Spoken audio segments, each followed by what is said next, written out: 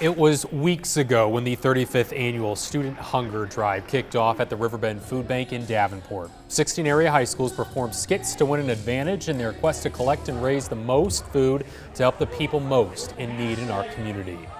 And here's a sneak peek at what they've been up to for the last month and a half. Boxes upon boxes, proving their hard work and determination to help the hungry through this friendly competition. For one of the schools participating, Moline High School, it's becoming a bigger and bigger tradition.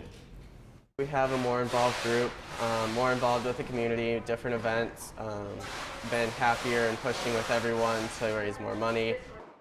The Student Hunger Drive wraps up tomorrow night. That's when all donations will be counted and weighed to see who is this year's winner.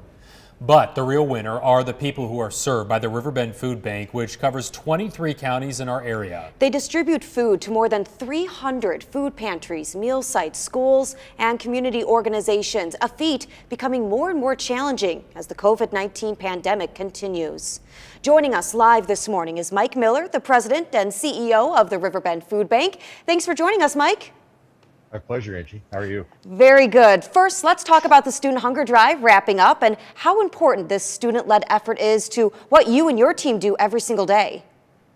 Yeah, we're so excited to have the students coming back this year after having to be out last year because of COVID, and just really bracing ourselves for their showing up because they add, certainly the amount of food that they contribute is going to help hungry people in our community a lot.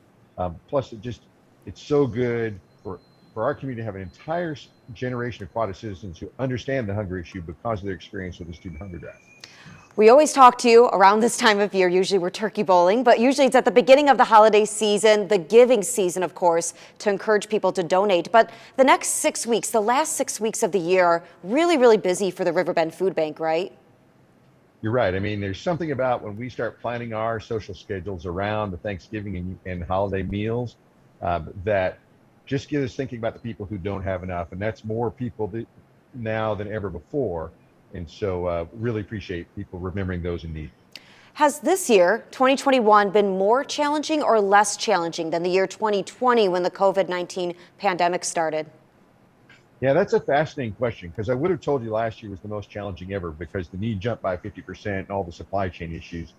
This year's been a little bit different in that the need has just been really erratic. You know, 1 week, maybe only 100 families will show up at a food pantry, and the next week 300 will show up. And so that's at a different level of challenge and just in terms of making it difficult to plan and having kind of the right resources in where we need them. Yeah, I can only imagine. The big news recently is inflation, higher prices for everything from gas to groceries. Is the Riverbend Food Bank impacted by that? It is twofold. I mean, you think about the people who don't have enough funds to kind of put food on their table, that makes it even harder. Plus, you got the supply chain issues with the groceries, and then there's the price. We purchase a small amount of the food that you see here behind me, and the prices for those are increasing as well. Give me an example of something that costs way more compared to a year ago or maybe a couple years ago, just to put it in perspective for us. So let's take a case of peanut butter. We buy peanut butter here. It's a good thing for folks. In February of 2020, we paid $12.68 for a case of peanut butter. In May of 21, that jumped to $17.86. We just bought one last month. I say one, a truckload, right? And it cost us $17.26 compared to $12.68. So that's up by more than 40%. And peanut butter is obviously not the only item. We just decided to choose that one. It's really almost, is it every single item that you're seeing the prices going up? On most things. I mean, the 6% inflation last month is a big concern because you think about people who have trouble making ends meet. It's going to make it even harder. Yeah, absolutely. So what can we, Mike, as a community, do to help you besides just make a donation, which of course you'll take those, but what else can we do to help? Right, I'll say two things. I mean, I always say it takes food, time, and money, and so you can volunteer, you can make a contribution, you can donate food. But the thing that's new this year, you've got people in need who've never been in need before and either don't know what to do or it's hard for them to get over that hump of accepting help. And so if you know anybody like that who, because of circumstances, doesn't have enough, please encourage them. That's why we're here.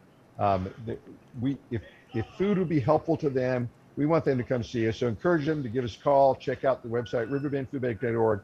Right at the top, it says find food, and there's a map of every place, time, and address that you can get food. And if it would be helpful to you, we really want to do that. Yeah, a lesson in compassion, that's for sure. Mike Miller from the Riverbend Food Bank, thank you so much for joining us on Good Morning Quad Cities at 11. Great to be with you. Yep, great to see you, my friend. And speaking of peanut butter, there's an effort underway to collect 2,000 jars of it by the end of this month. Rural and Rural Realtors is asking you to drop off some peanut butter at any of their offices so they can donate them to the Riverbend Food Bank. And a shout out to Clinton. The Rural and Rural location there already met its goal of 50 jars, and they collected all of those in just one day. So now it's our turn. To find an office near you to donate to, go to WQAD.com and click on As Seen on TV.